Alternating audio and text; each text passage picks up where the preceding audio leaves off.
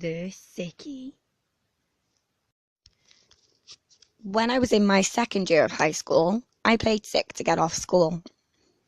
My mum didn't really check to see if I was lying and just told me to get plenty of sleep, but she wouldn't be able to stay as she really needs to go to work.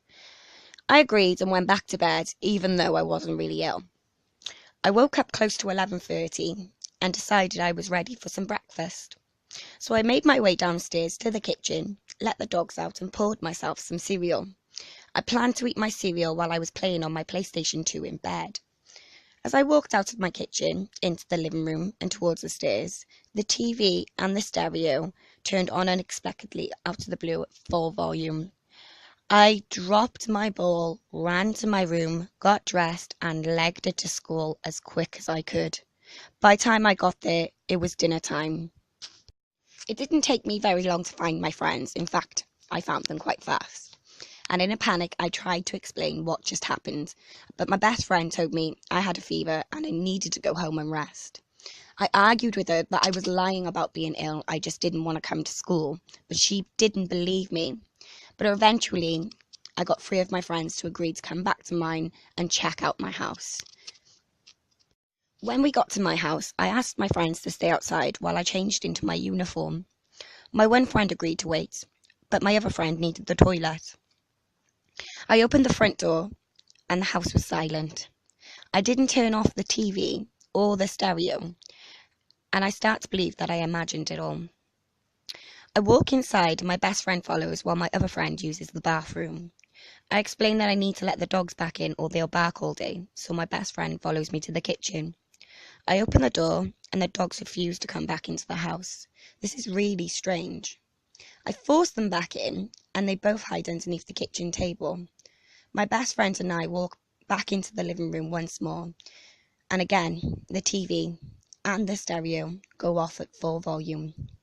I don't think 4 kids have ever run to school so fast in history. Once in the school grounds again, my one friend is physically crying while the rest of us try to work out what just happened. From there on, I never pulled a sickie again unless I knew for sure someone was going to be in that house. Even when I was truly ill, I just couldn't stand to be there all on my own.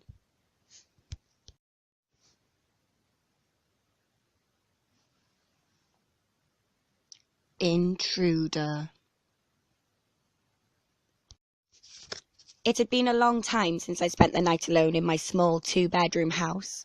My daughter was spending the night at her father's and I was thoroughly enjoying the dead silence of the house.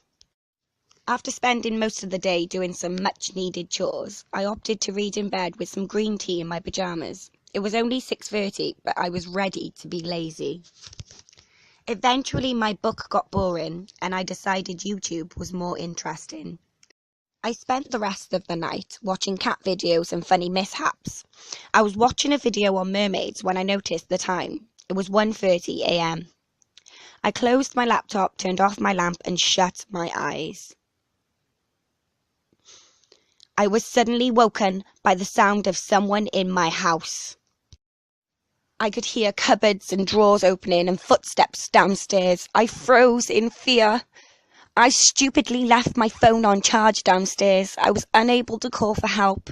I was now in total panic mode. I threw myself out of bed and hid myself between my bed and my wardrobe. I just had to hope that the intruder didn't turn on my bedroom light or I would be a sitting duck. I could hear them walking around downstairs and then the sound of someone walking up my stairs. I could hear each plank of wood creaking with each step taken. I was stiff with fear. I could hardly breathe.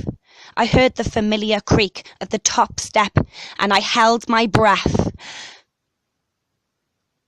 Silence. Total, utter silence. I was terrified. At any moment this person would enter my room and find me. Minutes went by with no sounds. Finally, what felt like an hour. I was confused and still scared. What if he was waiting for me to come out? Did he know I was here? Still silence. I plucked up the courage to move after what felt like another hour. I was still panicking and had to force myself not to cry or scream. I noticed a pair of scissors on my dressing table and picked them up. Every noise I made sounded so loud in this dead silent house. I walked quietly to my bedroom door and held my ear to it. Nothing. I opened the door to see nothing but pitch black. Still too scared, I went back to bed, clutching the scissors. I threw the quilt over my head and forced my eyes closed, praying I would still be alive in the morning. At some point in the night, I must have fallen back to sleep. I woke up in the morning with the scissors still in my hand.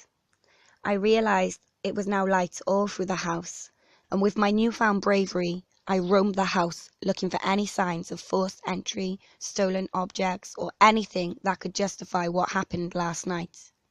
But again, there was nothing.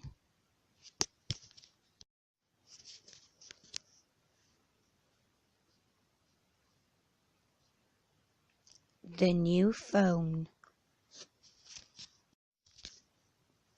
A couple of months ago, my friend bought a new mobile phone. After a long day of work, she came home, placed her phone on the table, and went to watch TV. Moments later, her son came in and asked if he could play with her phone. She told him it was okay as long as he didn't call anyone or mess with the text messages. He agreed and went off and played. At 11:30, my friend begins to feel tired, so she decides it's time to go to bed. She walks into her son's room to tuck him in, only to find he's not there. She runs to her room, and there he is, lying peacefully on her bed asleep, with her phone in his hand. Relieved her son's okay, she picks up her phone to inspect it. Browsing through, she notices only minor changes, such as a new background image and a new banner and things like that. She opens up her saved images and begins to delete all the images he had taken until only one image remained. When she saw it, she was in total disbelief. It was her son on her bed, but the picture was taken by someone else above him. It showed the left half side of an elderly person's face, and her son lying on her bed sleeping. Of course, she searched the house, terrified she was going to find someone in a cupboard or under one of the beds, but she didn't find anything. She didn't know what to do. There was nothing at all. Nothing. Hi everyone, thank you for watching Steakface Stories. I hope you enjoyed the video. If you did, please like and share. Also, don't forget to comment, as I do like reading what you thought about it. If you did like this video, please subscribe for more future videos. I hope you'll enjoy them too. Have a good day and spooky nightmares.